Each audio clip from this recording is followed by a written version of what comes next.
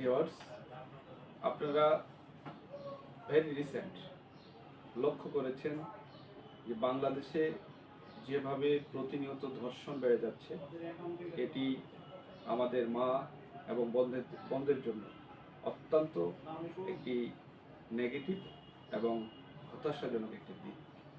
সুতরাং রাষ্ট্রের প্রতি আমাদের উদাত্ত আহ্বান, রাষ্ট্র যদি এই মুহূর্তে সচেতন না হতে পারে, তাহলে এইভাবে দিনে দিনে ধর্ষণ যদি বেড়ে যায়, তাহলে রাষ্ট্রের প্রশাসন এবং রাষ্ট্র প্রশ্নের সম্মুখীন হবে। সুতরাং রাষ্ট্রকে অবশ্যই সচেতন হতে হবে। রাষ্ট্রের প্রতিটি নাগরিকের সিকিউরিটি এবং নিরাপত্তা দেওয়ার দায়িত্ব হচ্ছে রাষ্ট্রের। রাষ্ট্র যদি কোনো কারণে ব্যর্থ হয়, তাহলে সেটি ব্যর্থ রাষ্ট্র হিসেবে সারা পৃথিবী ট্রিট করবে। সুতরাং বাংলাদেশের সরকারের প্রতি আমাদের উদাত্ত আহ্বান, যতগুলি ধর্ষণ সংঘটিত হচ্ছে প্রত্যেকটি বিচার নিশ্চিত করা। বিশেষ করে আমাদের অত্যন্ত আলোচিত ঘটনা, আমাদের আসিয়া, আমাদের ছোট বোন, তার যে নির্মম, তার প্রতি যে নির্মম যে নির্যাতন, এটি বাংলাদেশের ইতিহাসকে একটি আলাদা গতি প্রতিয়ে দিয়েছে। সুতরাং ভাবতে হবে আমাদের যে এইরকম পাশবিক নির্যাতন একটি শিশুর উপর হতে পারে, এটি আমাদের জন্য অত্যন্ত হতাশাজনক। কারণ আমাদের প্রত্যেকেরই কিন্তু মেয়ে আছে। সুতরাং আমাদের ভাবতে হবে। সুতরাং রাষ্ট্রকে এখনই এগিয়ে আসতে হবে এই ধরনের ঘটনার জন্য পুনরাবৃত্তি না হয়। তাহলে এটা বন্ধ করতে গেলে কি করতে হবে?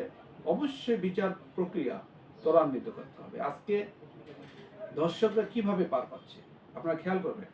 একটি মামলা যখন রুজু হয় বা একটি মামলা যখন এফআইআরভুক্ত হয়, তখন এই মামলাটি বছরের পর বছর এই কোর্টে একটা পেন্ডিং থাকা অবস্থায় বা চলমান থাকা অবস্থায় 5 বছর, 10 বছর, 15 বছর পরে গিয়ে এটা সাজা হয়।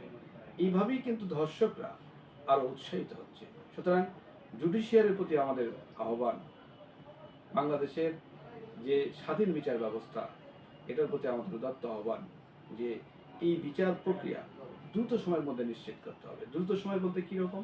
আপনি 1 মাসে সাজা দিয়ে দেন, 1 মাসে সাজা নিশ্চিত করেন। বাংলাদেশে যে বিদ্যমান আইন আছে, এই আইনেই কিন্তু সম্ভব। আপনি 1-2 মাসেই সাজা দিয়ে দেন, তাহলে দেখবেন বাংলাদেশের এই ধর্ষকদের আর সাহস পাবে না, তারা উৎসাহিত হবে না। সুতরাং এই ব্যাপারটি খেয়াল রাখার জন্য আমরা বিশেষভাবে আমরা অনুরোধ করছি।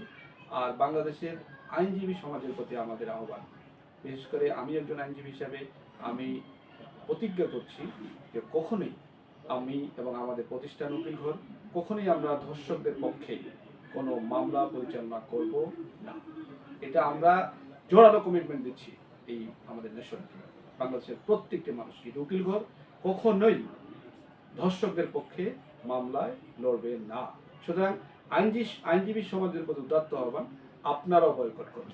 আমরা বয়কট করছি ধর্ষকদের।